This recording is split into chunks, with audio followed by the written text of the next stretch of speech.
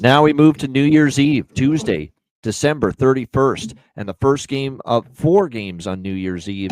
We have the first of the 4 non-playoff games, I should say. There is a quarterfinal game on New Year's Eve at night involving Boise State, but the other 4 games are bowl games, starting with the Reliaquest Bowl. Alabama, how about that? Alabama not in the playoff. They're in the Reliaquest Bowl instead, taking on Michigan. Alabama, 10.5-point favorites, 43 the total. Okay, throw out the roster situations because we don't know yet exactly who's going to play, who's going to be in, who's going to be out for this game. And we do have some opt-outs on both sides of this game. And we know for Michigan, there are a few. We know Colston Loveland's already declared for the NFL draft. And that's significant because he's like 80% of their passing game this year. And so without him, that's a hit for Michigan. And Alabama, though, they've got a bunch in the portal as well and potentials for opt-outs as well. Jalen Milroe does say he's going to play, but again, with this situation, let's see it before I totally believe it. But throw out all the opt-outs and who's in and who's out for just a second, and I'll ask you one question.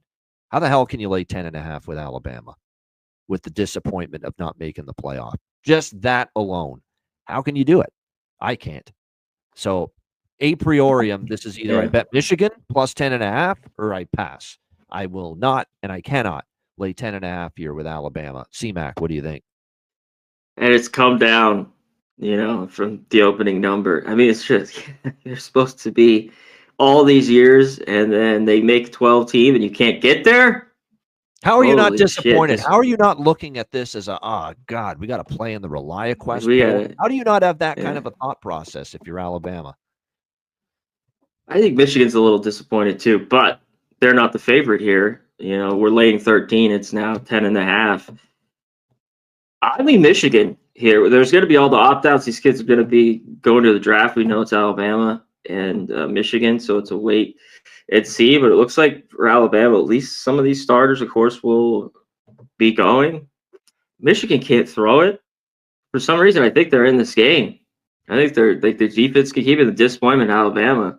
I mean, both these teams disappoint, but I think I'd rather take the 10.5 of them, like you just said, than look Alabama's way.